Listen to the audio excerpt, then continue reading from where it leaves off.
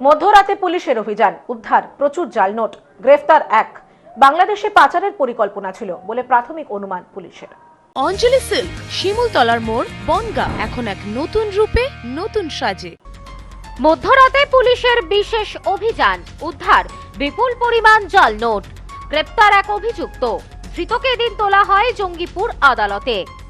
বড়সড় সাফল্য শামশেরগঞ্জ থানার পুলিশের বিশেষ অভিযানে উদ্ধার হলো বিপুল পরিমাণ জাল নোট। জাল নোট উদ্ধারের ঘটনায় চাঞ্চল্য ছড়িয়েছে শামশেরগঞ্জ থানার ধুলিয়ান ফেরিঘাট এলাকায়। পুলিশ সূত্রে খবর, গোপন সূত্রে খবরের ভিত্তিতে এদিন একটি বিশেষ টিম তৈরি করা হয়। পরবর্তীতে খবর পেয়ে বিশেষ অভিযান চালায় পুলিশি অভিযান চালিয়ে ধুলিয়ান ফেরিঘাট এলাকায় সন্দেহভাজন এক ব্যক্তিকে আটক করা হয়। তাকে আটক করে জিজ্ঞাসাবাদ করতেই কথায় অসঙ্গতি মেলে। এরপর ওই ব্যক্তিকে আটক করে নিয়ে আসা হয়।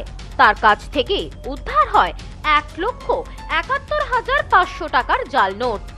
পুলিশ সূত্রে আরো জানা যায়, ধৃত ব্যক্তির নাম নবিরুল ইসলাম, বয়স 57 বছর, বাড়ি মুর্শিদাবাদের সুতি থানার হাসানপুর এলাকায়। পুলিশের প্রাথমিক অনুমান, সীমান্তবর্তী এলাকা হওয়ায় এই বিপুল পরিমাণ জাল নোট বাংলাদেশে পাচারের পরিকল্পনা করছিলেন ওই জাল নোট কারবারি। কিন্তু তার আগেই সমস্ত পরিকল্পনা বানচাল করে দেয় পুলিশ। ধৃতকে এদিন গ্রেপ্তার করে পুলিশের পক্ষ থেকে তাকে তোলা হয় জঙ্গিপুর আদালতে। কিন্তু এখন প্রশ্ন, এই বিপুল পরিমাণ জাল নোটের পেছনে কি এই ব্যক্তিরই হাত, নাকি এর পেছনে রয়েছে আরো বড় কোনো চক্র? কেনই বা এই বিপুল পরিমাণ জাল নোট কাছে রেখেছিলেন তিনি?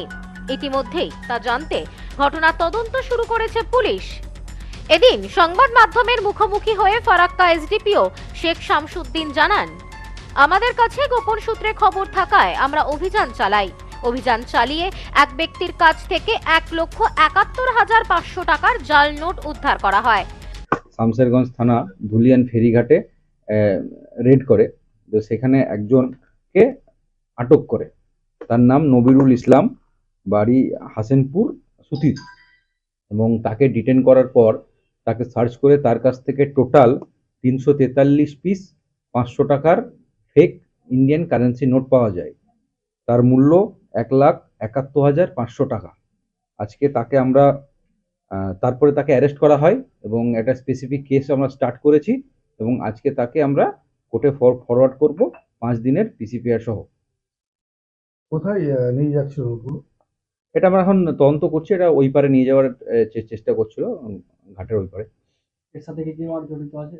হ্যাঁ, আমরা ইনভেস্টিগেশন করছি। কার কাছ থেকে টাকাটা নিয়েছে, কাকে দিচ্ছিল, এগুলো আমরা ইনভেস্টিগেশন করে দেখছি।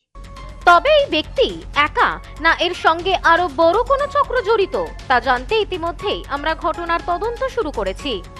আমাদের টিম খুব ভালো কাজ করছে।